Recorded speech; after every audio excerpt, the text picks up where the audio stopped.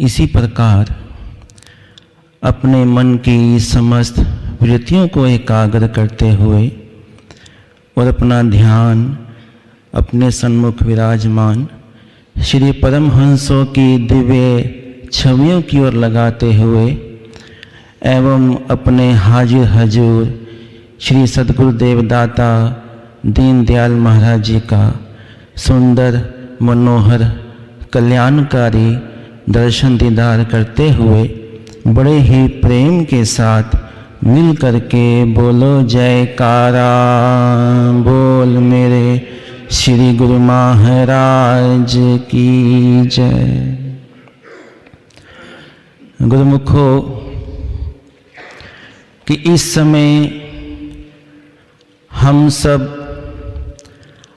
अमृत वेले अपने श्री सद्गुरुदेव दाता दीनदयाल महाराज जी का जो दर्शन दीदार कर रहे हैं, इन घड़ियों के लिए सारा संसार तरस जाता है। चाहे वह देश में है, चाहे वह विदेश में है, परिवार में इतनी जिम्मेदारियां होती हैं, उनकी वजह से वह निकल नहीं पाता। कईयों को ऐसा शारीरिक रोग लगे हुए हैं जिनकी वजह से वह आ नहीं पाते, या कईयों के पास ऐसे साधन नहीं हैं जिसकी वजह से यहाँ पहुँच नहीं पाते। आप गुरुमुख जन हम सब कितने ही भाग्यशाली हैं जो अपने पार ब्रह्म परमेश्वर का साक्षात दर्शन दीदार हर रोज करते हैं। हम गुरुमुखों को ये जो श्री अनंतपुर दरबार मिला है, केवल नाम सुमरन और भक्ति के लिए मिला है। हमारे श्री परमहंस दयाल महाराज जी ने इस सुंदर दरबार की जो रचना रचाई है, हमें सुखी देखने के लिए, हमें इस भव सागर से पार करने के लिए यह रचना रचाई है। जो गुरुमुख इन दरबार के नियमों की पालना बड़ी ही श्रद्धा भावना से करता है, वह अपने सद्गुरु की प्रसन्नता को प्राप्त करके भव सागर से पार हो जाता है। लेकिन यह भाग्य सबको नसीब नहीं होता। एक बार हमारे श्री तृतीय पातशाही जी महाराज जी सारी संगतों को समय दे रहे थे। उस समय एक प्रेमी ने जब माथा टेका तो उनसे पूछता है कि स्वामी जी, कि सारे संसार के अंदर कोई तो भगवान राम को मानता है, कोई भगवान श्री कृष्ण को मानता है, हर एक ने अपना अपना धर्म बनाया हुआ है, इन सब का क्या फल है? तो उस समय श्री वचन हुए कि गुरुमुख ये सब श्री अनंतपुर धाम आने के लिए कर रहे हैं। तो हम जो यहाँ आए हैं, दान पुण्य कर्म धर्म करके हमारे जितने भी संस्कार पिछले जन्मों के एकत्रित हुए हैं, वो श्री अनंतपुर धाम आने के लिए हुए हैं।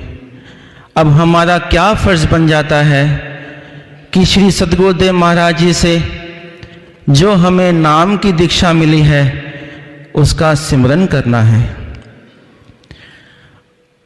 और सेवा करनी है। एक बार श्री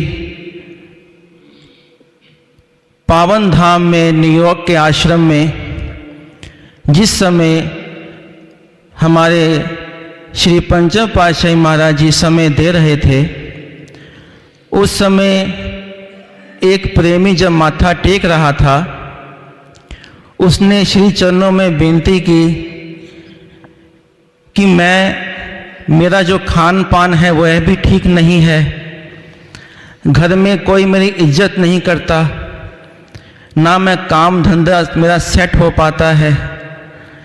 मैं जहाँ भी जाता हूँ नाम की दीक्षा लेने के लिए, वह यही कहते हैं पहले अपना खान पान को छोड़ दो। ये तो मैं प्रॉमिस नहीं करता कि मैं छोड़ पाऊंगा, लेकिन आप क्या मुझे नाम दान की दीक्षा देंगे?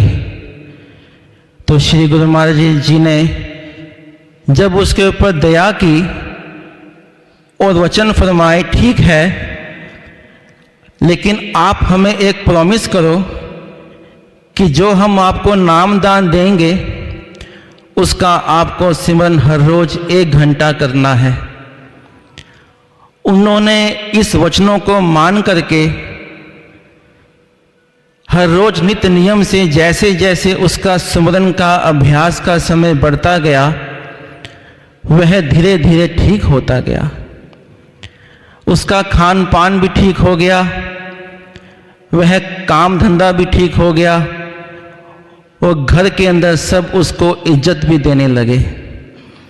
जब उसका यह स्वभाव देखा तो वह इंतजार करने लगे कि कब श्री गुरु महाराज जी दोबारा आए तो हम भी सब उनके श्री चरणों में जा करके नाम की दीक्षा लें। गुरुमुखों महापुरुष हमें संसार के अंदर सुखी देखना चाहते हैं, वह नहीं चाहते कि हमें किसी परेशानियों का सामना करना पड़े।